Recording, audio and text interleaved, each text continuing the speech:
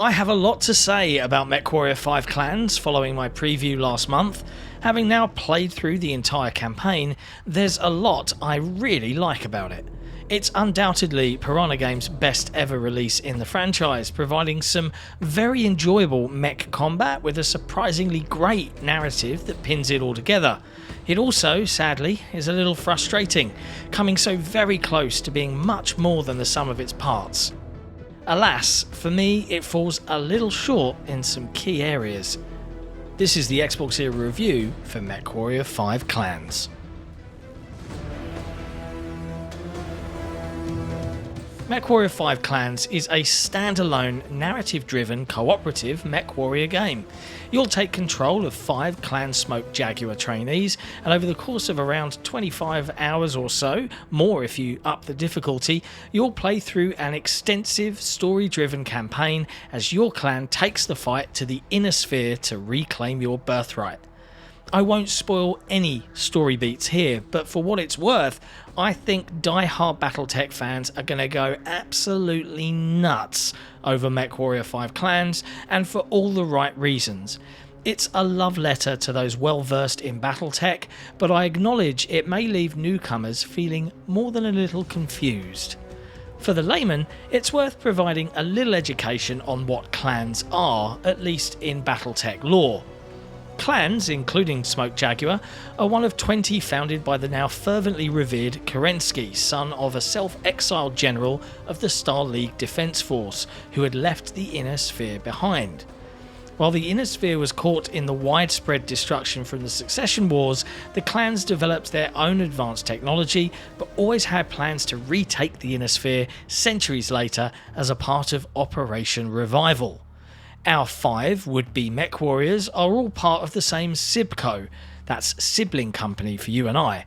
All true-born children, they have been bred via the combination of 2 genetic legacies. They are all artificially conceived and view naturally born or free-born humans as inferior. I include these details to both avoid spoiling any actual plot, but also to paint a very relevant picture. We are not in any way the good guys. Our characters have been bred and trained from birth to be warriors and believe they are the only true inheritors to Kerensky's legacy. In short, they are all indoctrinated to the extreme. There are some genuinely surprising moments and revelations that come to light during the course of the campaign, including a branching narrative that I was not expecting. I have come away very impressed with the high level of effort and artistry put into the voice work and cutscenes throughout the game. Piranha have done excellent work here. As for how things shake out, I'll leave you to discover that for yourself. Each of the 5 characters that form your star have their own personalities and, importantly, from a gameplay perspective, can be levelled to have their own specialisations too. As you complete campaign missions, pilots will earn XP, which can be applied to various attributes for each. Evasion is a key skill component here, and it's recommended that this is the one you focus on before all others. You'll also be able to specialise further with various affinity slots, be it towards a certain class or even a specific mech chassis if you so choose. Being a clan-focused title, there aren't as many mechs as I would have liked in the full game, but you'll unlock the 16 available at a reasonably steady pace through the campaign as you progress. This is done via an honour system, where as you complete missions, you'll earn honour. Displayed as a kind of virtual currency, this can be spent to unlock mechs, or on scientists to complete research faster, technicians for more efficient repairs, or to upgrade how much salvage you earn at the end of a mission. The game will start you off in lighter mechs like an Adder or an Arctic Cheetah before you get to play with the really big toys like the iconic Timberwolf or the far more threatening Assault Mech classes. Use of any individual chassis also earns XP, even when utilised by either your co-op partner or the AI. As they complete milestones, you'll earn chunks of XP for each to improve things like acceleration, max speed and more. Then there are Kurinskis, another type of virtual currency that allows you to buy additional battle mechs to assign to the rest of your squad, or to buy specific weapons to adjust the loadout of your preferred mech, so you can fine-tune your walking weapon of mass destruction to your liking. You can focus on a pulse laser build, or perhaps something more ballistic weapon based. Either way, it's up to you. Though as always, things like heat, ammunition and your weapon groups will need to be managed, configured and planned for before you drop into a fight. You wouldn't want to be adjusting things whilst under fire. The developers have also added a more accessible Omnipod system designed to replace an entire build of any chosen mech wholesale and replace it with an alternative variant. These can be unlocked with the same mech chassis XP used to level up various attributes of your mech, so be careful how much you spend and on what. Pleasingly, when playing in co-op, your squad can choose to level up what they like, as long as they have their star commander's permission, of course. All in all, there's a nice amount of depth here, though some of it feels a little undercooked. Evasion is such a key feature to upgrade on your pilots, especially to avoid your AI squad mates being battered by the enemy, but it is also the most expensive one to level up, leaving the other areas feeling underutilised. Some mechs can also have special abilities added, like a mask, which appears to supercharge your mech so it's lightning fast, but it also causes progressive damage to its entire structure, so after playing around with it once or twice, I never used it in actual battle. MechWarrior 5 Clans is undoubtedly the most accessible and approachable game in the franchise. In what many die-hard MechWarrior fans will consider blasphemy, I played the entire game with the modernised control scheme, which is the default setup, and on an Xbox pad to boot. I'm a console kid at heart, sue me. In a nutshell, it plays and feels like a slightly heavier first-person shooter, with your mech's upper torso locked and movement aligning to where you're aiming. I mentioned it in my preview, but this is where that dash of mech assault flavour comes in. It feels very arcadey, especially when compared to the more conventional MechWarrior control setup. Movement, both in acceleration and deceleration, are both dependent on whether you're moving the thumbstick or not, and your mech won't continue going forward as it would if you'd set a specific speed. Set your view to a third-person viewpoint and it almost feels like you're playing a new mech assault, albeit one with a lot more depth. Of course, you can turn all of this off, even when you're using a controller, and have the upper torso independent to the direction of the mech itself, operating it far more like a tank's main gun, your forward momentum unimpeded by your aim. And yes, the game does support a hot-ass setup if you're chasing your maximum immersion. Having said that, the accessibility of MechWarrior 5 Clans does cost us some of that sim-like feel. The cockpit view, my preferred viewpoint, is great, but I would have liked to see the HUD moved to the in-game instruments inside each mech, rather than the standard overlay we get across the board. This is a multiple planet spanning adventure where you'll see your star deployed as the story demands, with Clan Smoke Jaguar taking the fight to the inner sphere. You'll face off against pirate groups and legendary houses across a nice variety of environments. Deserts, lush valleys, desolate moons are all on display here and mostly look pretty good, though I've found the environmental quality to seemingly take a dip as the game progresses, with some of the latter planets not looking out of place on much older hardware. Large bodies of water in particular look lackluster to say the least. Regardless, it's still the nicest a MechWarrior game has ever looked, which makes some of the simpler texture work or art look all the more jarring when it crops up.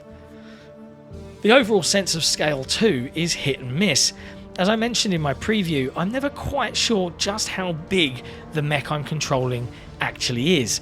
The scale of these machines is better communicated to the player from within the cockpit, but in third person, trees look too small and grass looks too big. There are a few city-like environments within which you do battle, and honestly the skyscrapers and urban buildings look pretty ugly and are very basic, even if there is some rudimentary destruction on display.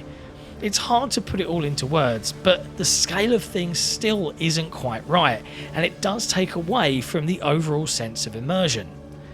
Thankfully, sound and effects are much improved from the preview, with lasers, gauss and autocannons sounding wonderfully punchy as my mech stomps across the battlefield, dealing death to the enemy. There are some occasionally wonky animations that play where mechs are destroyed, with the battered chassis simply flopping to the floor in an almost ragdoll way, or standing still, a mere burnt out husk. Occasionally you'll catch them sort of disappear or melt into the floor, which looks a little strange. Due to the nature of how reviews actually work, I unfortunately didn't receive review code for Xbox consoles until pretty late.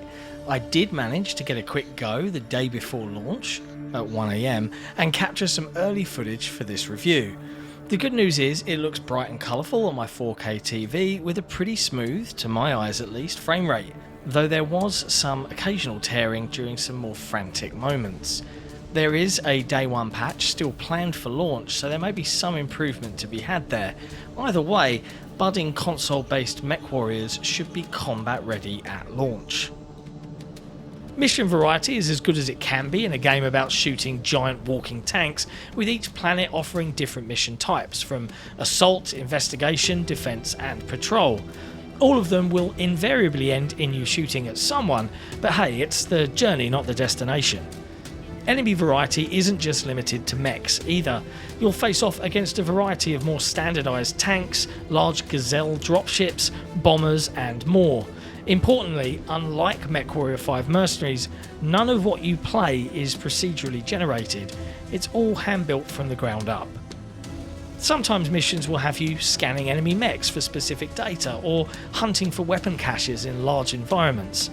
Other times you'll be performing routine inspections or defending an important installation. The narrative, which persists throughout the game, isn't just saved for very fancy cutscenes. Your star will regularly engage in conversation throughout gameplay, their faces popping up on your HUD to deliver exposition or character building as necessary. The voice acting is mostly good, bar the odd one or two dud lines.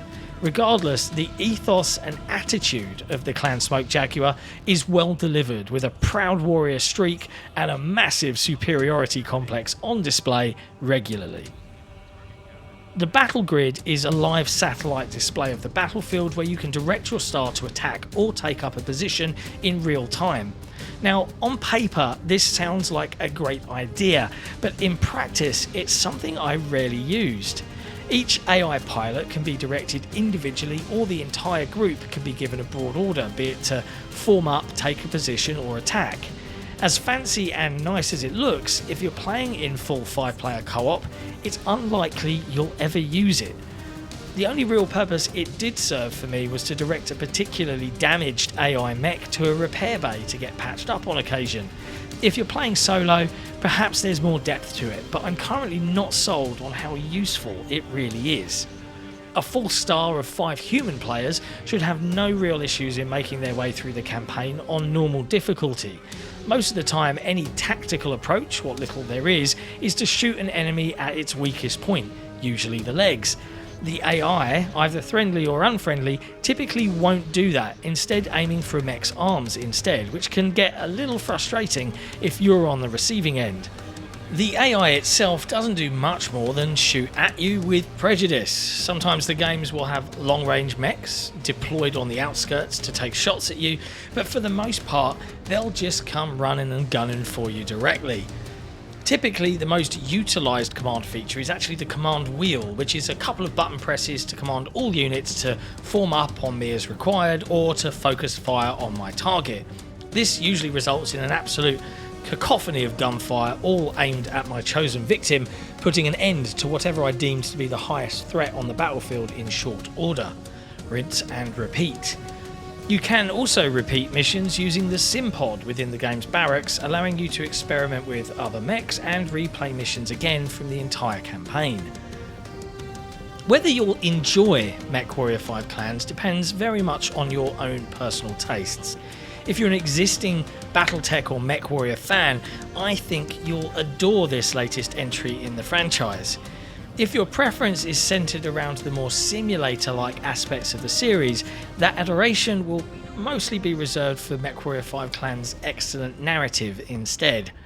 The gameplay is at the very least serviceable and often genuinely fun. As a more general MechWarrior fan, I really enjoyed playing through the story and its planet-spanning adventures. If it's a twitchy, fast shooter you're after, then I would say this one isn't for you. Equally, with such a strong focus on narrative and a simplification of the more sim-like elements, it may leave die-hard BattleTech fans feeling a bit let down with a far more arcade-like MechWarrior game than perhaps they wanted. The accessibility and approachability of MechWarrior 5 Clans then may come at a cost, at least for now. It may just, however, lead to a mainstream rejuvenation the series so sorely deserves, and with its launch into Xbox Game Pass, bring a whole new generation of players into our Sibco. If there's any developer that deserves to continue that charge into the 32nd century, it's Piranha Games. Thanks for watching. If you enjoyed this review, be sure to hit like, hit subscribe, and please, why not ring that notification bell so we can let you know when we've got some fresh content. And we'll see you next time.